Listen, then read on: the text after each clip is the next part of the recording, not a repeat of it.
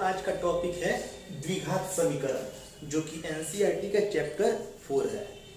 ध्यान दीजिएगा, सबसे पहले हम इसके बारे में समझते हैं कि द्विघात समीकरण होता क्या है। उसके बाद हम एक्सरसाइज को देखेंगे। जो द्विघात समीकरण होता है, ध्यान दीजिएगा, नाम है इसका द्वि। यह जो टर्म बना है द्विघात समीकरण, बना है द्वि और घात, दो टर्म से बना है। द्वि का मतलब होता है दो, और घात का मतलब पावर, जिसको इंग्लिश में कहते हैं। मतलब कि कोई एक ऐसा समीकरण होगा, एक ऐसा समीकरण जिसका घात यानी कि पावर जो है कि वह दो है, उसको हम कहेंगे द्विघात समीकरण। आपको जब मैंने बहुपद पढ़ाया है तो उस वक्त याद होगा कि बहुपद का जो कंडीशन होता है, सेम कंडीशन द्विघात समीकरण के लिए होता है। बस फर्क यही है कि बहुपद जो होता है कि उसमें इक्वल टू जीरो नहीं देते थे, और इस समीकरण में कभी भी इक्वल टू के बाद कोई नंबर हो या फिर जीरो होना चाहिए। मतलब कि एक लाइन में कहे तो बराबर जो टर्म है वो आना चाहिए समीकरण में। और द्विघात कर रहे हैं तो सिर्फ और सिर्फ, जैसे इसका जो सामान्य फॉर्म लिखेंगे, ax² plus bx plus c equal to 0। Power जो है कि वह दो के रूप में रहता है। इसको कहते हैं हम द्विघात समीकरण। अब द्विघात समीकरण जो होता है कि पहचानने के लिए यह ऑब्जेक्टिव क्वेश्चन में जरूर पूछता ही है कि 4 ऑप्शन दे देगा और बोलेगा कि पहचानिए कि चारों में से कौन द्विघात समीकरण है। तो उस कंडीशन में सबसे पहले जो है कि ध्यान दीजिएगा, सेम टू सेम बहुपद जैसा ही है ये। बहुपद का जो नियम था कि कब कोई जो इक्वेशन है, जो टर्म है, वह बहुपद है या फिर नहीं है, वो टोटल कंडीशन जो है कि द्विघात समीकरण के लिए आता है। अगर हम लिखते हैं 2x² प्लस 3x माइनस 5, तो यह सामान्य रूप में है, यह बहुपद होता था। सिर्फ इसमें अगर हम इक्वल टू दे के 0 लिख दे तो ये समीकरण हो गया, यह द्विघात समीकरण होगा।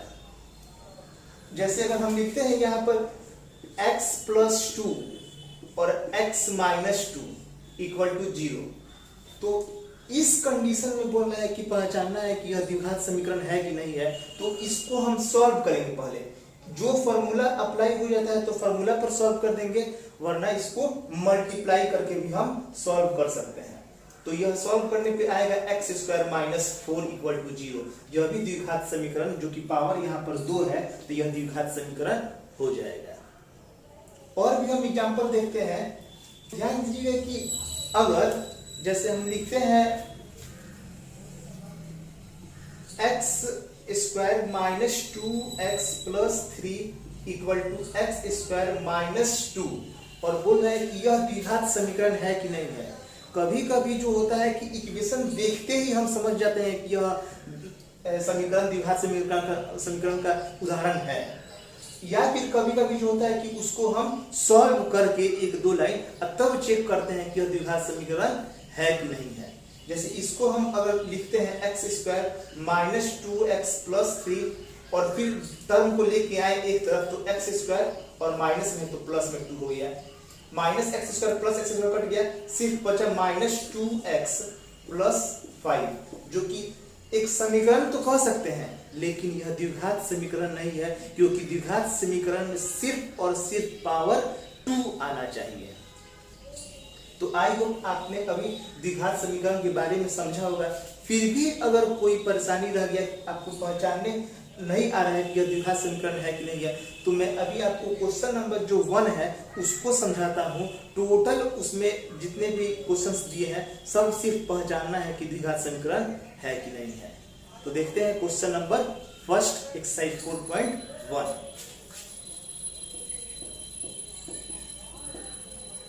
जो क्वेश्चन नंबर 1 है उसमें टोटल 8 क्वेश्चंस है, लेकिन अभी मैं 6 क्वेश्चंस लिखा हूं और 2 क्वेश्चंस बताता हूं। सबसे पहले ये जो टर्म दिया है, 6 टर्म जो हम यहाँ पर लिखे हैं क्वेश्चन, आपको उसमें चुन के बताना है कि कौन द्विघात समीकरण है और कौन नहीं है। द्विघात समीकरण पहचानने का सबसे पहला तरीका कि पावर जो है कि वो उसमें 2 होना चाहिए। फर्स्ट नंबर जो क्वेश्चन है उसको हम सॉल्व करके अगर सिर्फ आपको टिक लगाना है कि यह द्विघात समीकरण है कि नहीं है, तो आप इस क्वेश्चन को रफ में कहीं सॉल्व करके और फिर जो टर्म आएगा लास्ट में उसको देखें कि यह द्विघात समीकरण है कि नहीं है। तो इसको हम चेक करते हैं। तो x प्लस 1 का ये होल स्क्वायर है, तो इसको हम फॉर्मूला पे लिख रहे हैं। सबसे पहले a प्लस b का whole square, a square plus 2ab और प्लस b का square equal to 2x minus 2 3 6।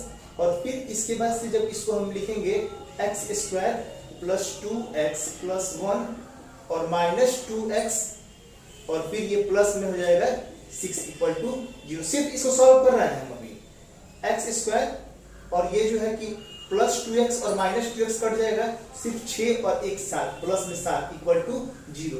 तो जो हम देखते हैं इक्वेशन x स्क्वायर है यहाँ पर, तो x स्क्वायर प्लस 7 जो है यह द्विघात समीकरण के रूप में है, यानी कि क्वेश्चन नंबर जो फर्स्ट है वह द्विघात समीकरण है। यह जो टोटल काम करना है ये रफ में करना है, क्योंकि आपको सिर्फ बताना है कि यह द्विघात समीकरण है कि नहीं है। लेकिन अगर आप उसको फेयर कॉपी में नोट कर रहे हैं तो वहां पर आप दिखा दीजिएगा सॉल्व करते हुए, तो और सही रहेगा। क्वेश्चन नंबर 2 देखते हैं सॉल्व करके। X square minus 2x equal to ये हो जाएगा माइनस 6 और माइनस प्लस में हो जाएगा 2x। फिर इसको भी हम एक तरफ लेके आते हैं, माइनस 2x और माइनस में जो 6 है तो वो प्लस में 6 हो जाएगा और प्लस में जो 2x है वो माइनस में 2x हो जाएगा। X square plus minus 2x minus 4x plus 6 equal to 0। इसमें भी हम देखते हैं कि पावर जो है कि वह 2 है, इसका मतलब कि जो क्वेश्चन नंबर 2 है वह भी द्विघात समीकरण हो जाएगा। क्वेश्चन नंबर जो 3 है उसको सॉल्व करके देखते हैं कि यह द्विघात समीकरण होता है कि नहीं होता है। ये जो टर्म दिया है 2 मल्टीपल के फॉर्म में दिया है, इसको हम मल्टीप्लाई करेंगे।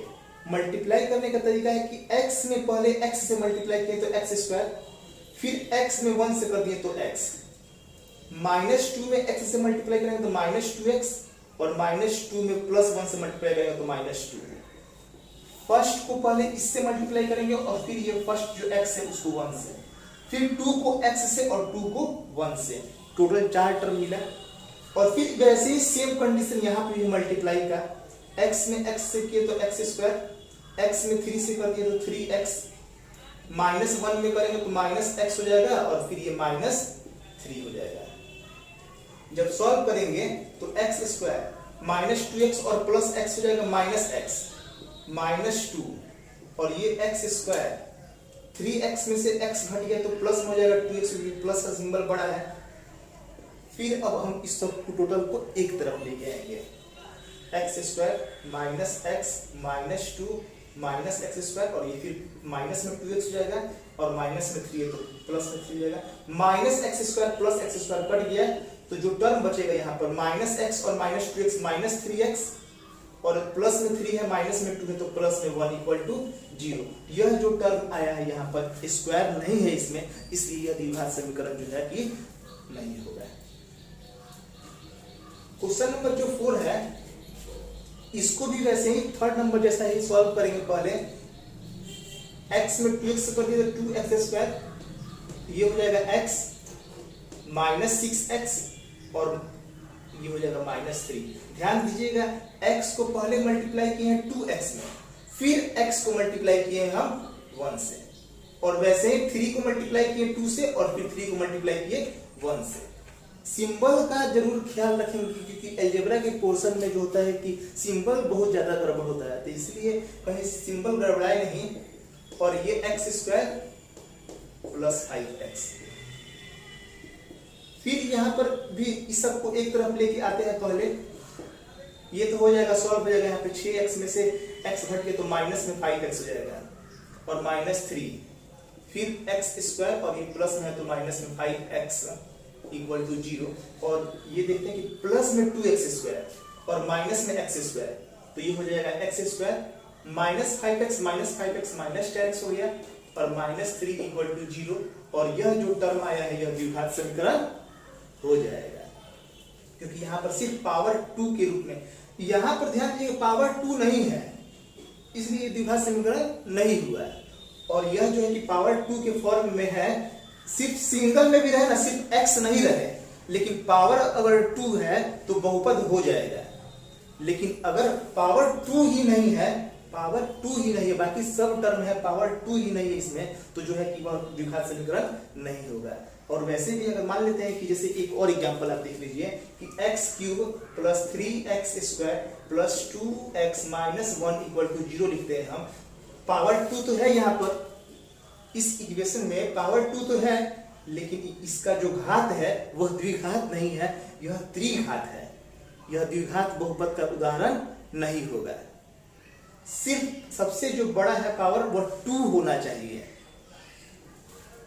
नेक्स्ट क्वेश्चन जो है, इसको मल्टीप्लाई करेंगे तो 2x², फिर ये हो जाएगा माइनस 6x, और ये माइनस x और माइनस प्लस 3, और फिर वैसे ही इसको भी मल्टीप्लाई करेंगे तो ये हो जाएगा प्लस 5x और माइनस 5, तो 2x², ये माइनस 7x प्लस 3 और माइनस x², और ये ध्यान दीजिएगा इसको पहले वैसे ही रहने देना है, इधर की तरफ x², 5 में से 1 गया तो हो गया ये प्लस में 4x माइनस 5, और अब एक तरफ लेके आते हैं इसको,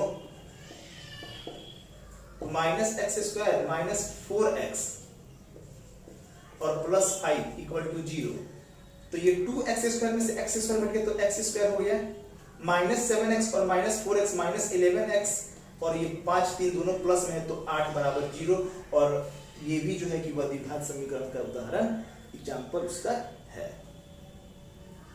अब नेक्स्ट क्वेश्चन को सॉल्व करते हैं, देखते हैं कि यह द्विघात समीकरण है कि नहीं। x² प्लस 3x प्लस 1 को वैसे ही रहने दिए, यह a माइनस b के होल स्क्वायर में टूट जाएगा, तो a माइनस b का होल स्क्वायर जो होता है a² minus 2ab plus b का स्क्वायर, फिर x² प्लस 3x प्लस 1, और इसको जब हम स्क्वायर तोड़ेंगे तो x², 2 2 या 4x प्लस 2 का स्क्वायर 4, इसको भी एक तरफ लेते आते हैं तो x² प्लस 3x प्लस 1, और ये माइनस x², ये प्लस में हो जाएगा 4x, और प्लस में 4 है तो माइनस में 4। ध्यान दीजिएगा प्लस x² और माइनस x² कट गया है।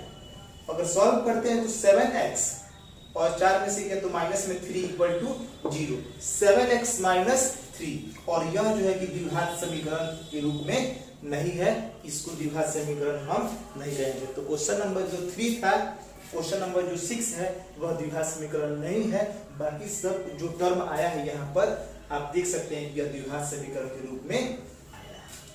और क्वेश्चन नंबर फर्स्ट में 2 क्वेश्चन है, तो क्वेश्चन नंबर जो 7 है यह a प्लस बी के होल क्यूब पे सॉल्व होगा। तो इसका जो फॉर्मूला होता है a प्लस बी का whole cube, a³ plus b³ plus 3a² b plus 3ab²।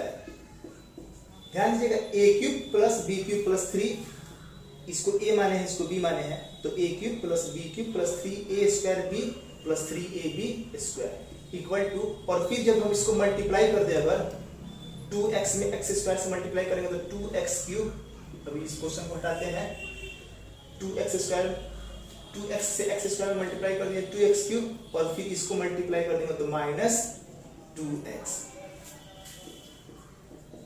फिर अब जो यह आया है टर्म इसको सॉल्व करेंगे, x³ 2 का क्यूब हो गया 8, x का स्क्वायर तो x² होगा, 3 दूना 6x², फिर प्लस में 2 का स्क्वायर 4, 4 के 12x, और इस दोनों टर्म को हम इधर लेते हैं 2x³ minus 2x equal to 0। अभी यहाँ पर जो है कि x³ माइनस 2 है, और यहाँ पर x³ जो है वो प्लस में 1 है। जब इस दोनों को हम सब्ट्रैक्ट करेंगे माइनस और प्लस माइनस तो आएगा माइनस x³। x² जो है सिर्फ 6x², x का टर्म यहाँ पर 2 जगह है, 12 में से 2 गया तो हो गया 10x, और प्लस में 8 इक्वल टू 0। यह जो टर्म आया है यहाँ पर यह द्विघात समीकरण नहीं होगा, यह होगा त्रिघात समीकरण, क्योंकि यहाँ पर पावर 3 है, घात जितना रहेगा उसके हिसाब से हम उस समीकरण का नाम देते हैं, तो यह त्रिघात समीकरण होगा। जो क्वेश्चन नंबर 8 है उसको देखते हैं। तो ध्यान दीजिएगा जो क्वेश्चन नंबर 8 है, इसको अगर हम सॉल्व करते हैं तो टर्म पहले वैसे ही रहने दे रहे हैं, इसको x cube minus 4x square minus x plus 1 और a माइनस बी के होल क्यूब। तो a माइनस बी के होल क्यूब में फिर इसको सॉल्व करेंगे तो a cube minus b cube minus 3a square b plus 3a b का स्क्वायर। इसको जब हम सॉल्व किए a माइनस बी का whole cube, a cube minus b cube minus 3a square b plus 3ab square. जब इसको हम solve करेंगे तो इस टर्म को वैसे ही रहने दे रहे हैं और ये x क्यूब 2 का हो गया 8 और ये हो जाएगा 3 दूना 6x स्क्वायर और ये 2 का स्क्वायर 4 3 12x लिख दे रहे हैं यहाँ पर। सब टर्म को जो है कि वह एक तरफ लेके जाएंगे तो x स्क्वायर x क्यूब ही है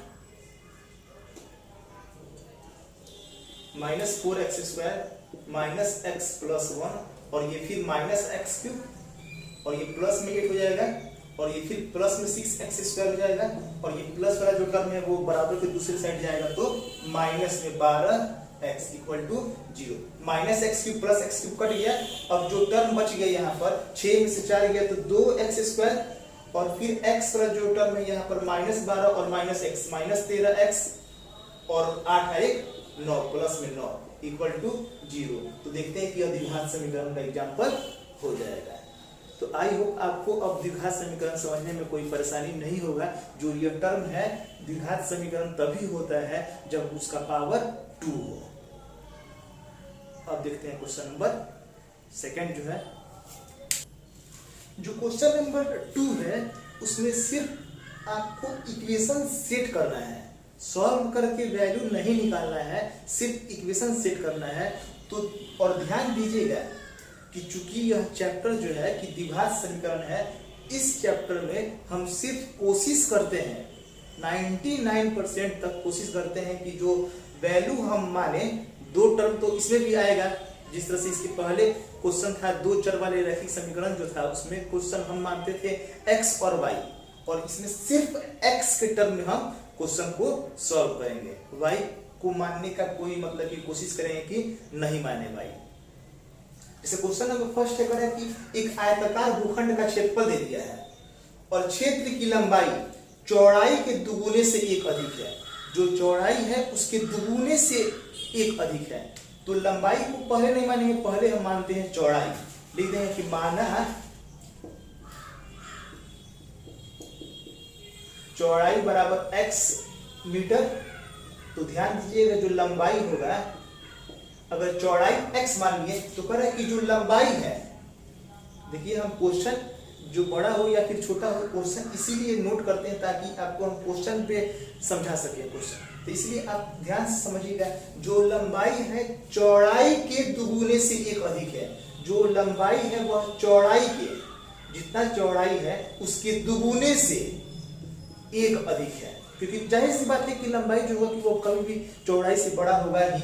तो लंबाई जो है कि वह चौड़ाई के दुगुने से 1 अधिक कर दिए इसको हम मीटर। हमें भूखंड की लंबाई और चौड़ाई ज्ञात करनी है और ये दिया है 528। जो दिया है वो क्या दिया है, इसका क्षेत्रफल दिया है। और जो आयताकार भूखंड होता है उसका क्षेत्रफल क्या हो जाएगा, लंबाई मल्टीप्लाई चौड़ाई। लिख देंगे अकॉर्डिंग टू क्वेश्चन, आयताकार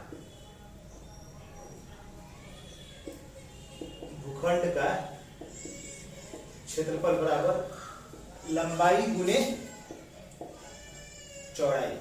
आयताकार भूखंड का क्षेत्रफल जो होगा लंबाई मल्टीप्लाई चौड़ाई, और लंबाई जो दिया है 2x + 1 और चौड़ाई जो दिया है वह x है और क्षेत्रफल कितना दिया है 528। तो ये 528 वैसे ही रहने देंगे। इसको हम मल्टीप्लाई करते हैं सबसे पहले तो 2x² और ये प्लस में x। और चूंकि हमको क्वेश्चन का हेडिंग जो दिया है वह लिखा है कि सिर्फ समीकरण का जो स्थिति है उसको ज्ञात करना है, सॉल्व करके वैल्यू नहीं निकालना है। तो इसलिए इसको हम समीकरण के रूप में लिख देंगे 2x² + x और ये जो 528 है वो -528 हो जाएगा इक्वल टू 0। ये हमारा रिक्वायर्ड आंसर हो जाएगा। तो आई होप आपको यह क्वेश्चन समझ में आया होगा। अब देखते हैं क्वेश्चन नंबर 2। नेक्स्ट क्वेश्चन जो है कि कह रहा है कि दो क्रमागत धनात्मक पूर्णांकों का गुणनफल 306 है। दो पूर्णांक है और जो दोनों है वह क्रमागत धनात्मक पूर्णांक है। जो क्रमागत है तो उस कंडीशन में ध्यान दीजिएगा कि जब भी क्रमागत बोलता है तो उस कंडीशन में हम जो दो वैल्यू मानते हैं वह x और एक होता है। x के बाद क्या आता है y नहीं। यहाँ पर जो दो क्रमागत धनात्मक पूर्णांक मानना है तो हम x और जो दूसरा वैल्यू होगा उसको x+1 मानेंगे। तीसरा रहता तो x+2, चौथा रहता तो x+3, ऐसे मानते हैं। यहाँ पर सिर्फ दो क्रमागत धनात्मक पूर्णांक है तो एक को मान लेंगे मानक, लिख देंगे यहाँ पर मानक पहला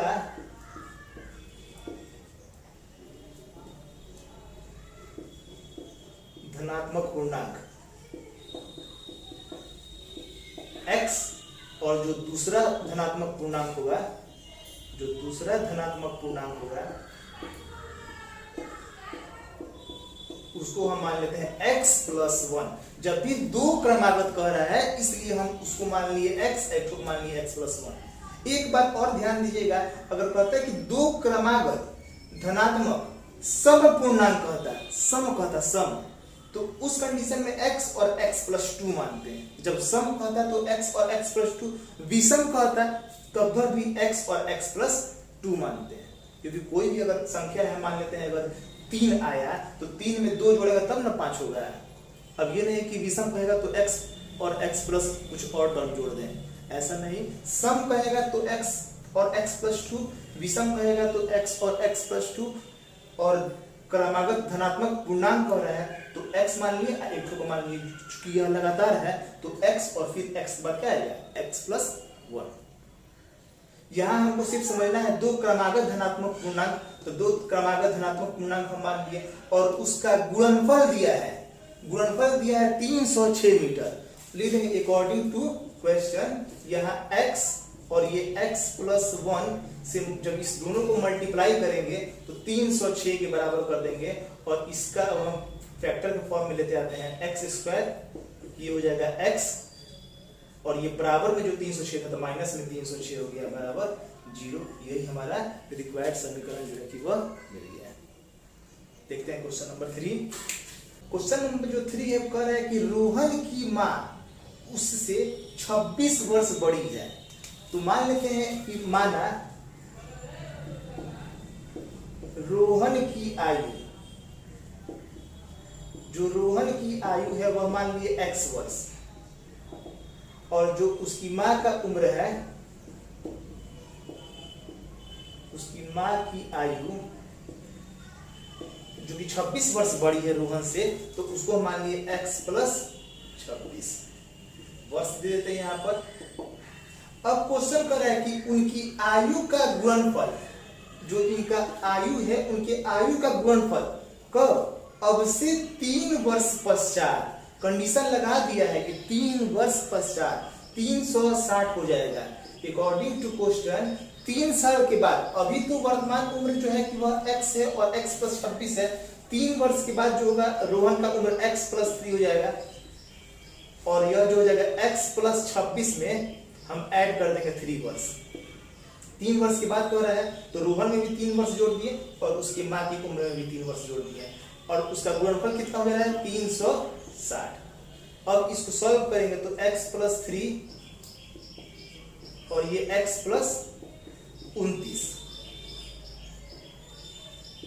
इक्वल टू 360।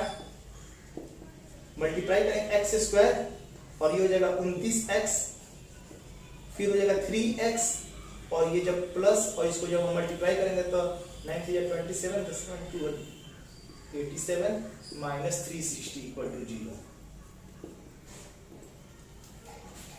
अब ये x² प्लस 29 और ये 29 30 32 होगा तो यहाँ पर 32x, और जब इसको हम सब्ट्रैक्ट करेंगे तो माइनस का सिंबल बड़ा है तो 10 में से 3 गया तो 10 में से 7 गया तो 3 और 5 में से 3 गया तो 15 में से 8 गया तो 7 और ये हो जाएगा 2 इक्वल टू 0। और इसको हम आगे तो और इसको सॉल्व कर नहीं पाएंगे। यह हमारा समीकरण जो निकालना था समीकरण प्राप्त हुआ। ध्यान दीजिएगा यह इस एक्सरसाइज का लास्ट क्वेश्चन है और इस क्वेश्चन को बताने से पहले हम आपको दो चीज बताएंगे। एक तो सबसे पहले कि जब भी चाल और दूरी वाला जो समय वाला ये क्वेश्चन आता है तो उसको हम सॉल्व करते हैं समय बराबर जो फॉर्मूला होता है दूरी बटा चाल। जो दूरी होता है उसको ऊपर रखते हैं और चाल को जो होता है कि वह नीचे रखते हैं। तो एक ये फॉर्मूला आपको याद रखना पड़ेगा।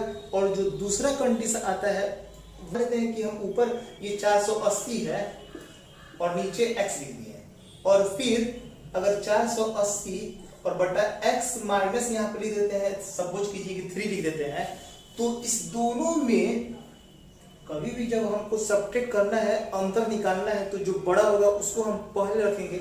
इस दोनों में कौन टर्म बड़ा है तो कभी भी जो x माइनस 3 ये टर्म है ना वो बड़ा होगा। अब कैसे सपोज कीजिए 480 के नीचे अगर सपोज करते हैं कि 16 रख देते हैं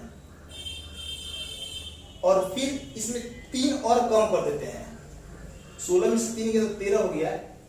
इस दोनों टर्म में 16 से अगर हम भाग देते हैं 480 में तो जो वैल्यू हमको मिलेगा और 13 से भाग करने पर जो वैल्यू मिलेगा दोनों में कौन होगा बड़ा। 13 से जो भाग करेंगे, जितना छोटा नंबर से हम भाग करेंगे सेम नंबर में जो छोटा टर्म से हम भाग करेंगे तो वो हमको बड़ा मिलेगा।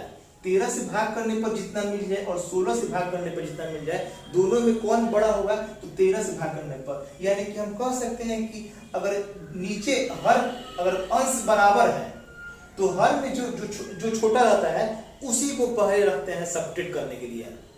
अब आपको यह क्वेश्चन जो है कि समझ में आएगा आसानी से।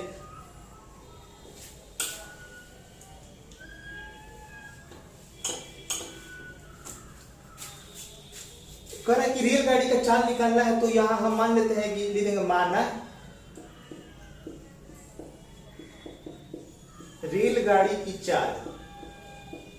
रेलगाड़ी की चाल मान ली हम x किलोमीटर पर आवर मान लीजिए। रेलगाड़ी का जो चाल है उसको हम मान लिए x किलोमीटर पर आवर। और अब अकॉर्डिंग टू क्वेश्चन कह रहा है कि 3 घंटा अधिक समय लेती जो ट्रेन है वह 3 घंटा अधिक समय लेती।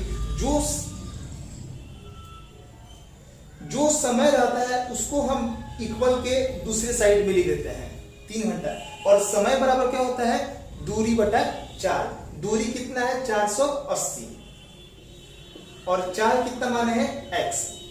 और एक कंडीशन में कह रहे हैं कि जो 8 किलोमीटर पर आवर अगर कम कर दिया जाता है, उसके स्पीड को 8 किलोमीटर पर आवर कम कर दिया जाता है तो जो है कि वह 3 घंटा अधिक समय लेता है। अगर स्पीड को अगर 480 बटा x और यहाँ पर 8 किलोमीटर पर आवर स्पीड कम कर देता है। अब ध्यान दीजिएगा कि यहाँ जो हमको दो टर्म मिला है इस दोनों टर्म में बड़ा कौन होगा x माइनस 8 वाला। तो इसलिए हम पहले रखेंगे x माइनस 8 और फिर माइनस करेंगे उसको 480 बटा x से। अब इसको हम एक लाइन में लिख दें। ध्यान दीजिएगा फिर से समझिएगा यहाँ पर कि जो इसका जो डिस्टेंस है और बटा जितना इसको स्पीड कम करने पर यानी कि x माइनस 8 और फिर माइनस और जो इसका ओरिजिनल जो स्पीड था बटा यहाँ पर जो इसका डिस्टेंस हुआ इसको जब हम डिस्टेंस को और स्पीड को जब हम डिवाइड करेंगे और इसको डिवाइड करेंगे तो जो माइनस वाला टर्म होता है वही बड़ा आता है। इसलिए हम इसको पहले रख दिए और कितना उसको समय लगता है 3 घंटा अधिक समय लगता है। ये हमारा इक्वेशन के फॉर्म में इसको हम निकालेंगे सॉल्व करेंगे। x और x माइनस 8 और यहां से क्या करते हैं कि यहाँ पर 480 और ये x इसके साथ चला जाएगा यहाँ पर माइनस फिर 480 और ये x माइनस 8 इक्वल टू 3। फिर क्या होगा कि इसमें 480 जो है कि वो कॉमन निकाल चाहे मल्टीप्लाई कर देते हैं उससे कोई बात नहीं है। मल्टीप्लाई कर देंगे माइनस 480x और फिर ये माइनस और माइनस हो जाएगा प्लस। जब इसको हम गुना करेंगे 3840 बाई इसको भी मल्टीप्लाई कर देते हैं, x square minus 8x equal to यहाँ पर 3 है। अब इसको हम क्रॉस मल्टीपल करते हैं तो 480x है और ये 480x माइनस में प्लस में था कट गया, बच गया सिर्फ 840 इक्वल टू इसको मल्टीप्लाई कर दे तो 3x स्क्वायर माइनस 3 अठे 24x। और फिर इसके बाद क्या करते हैं कि एक जगह सबको लिख देते हैं, 3x स्क्वायर माइनस 24x और ये माइनस 3840 इक्वल टू 0। 3 कॉमन निकाल लेते हैं, कॉमन निकल जा रहा है तो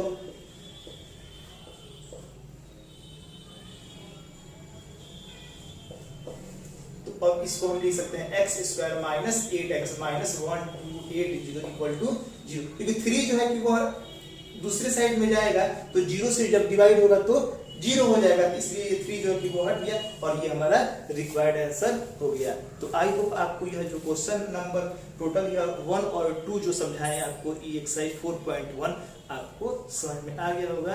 अब नेक्स्ट वीडियो में हम एक्सरसाइज 4.2 देखेंगे। That's all, thank you.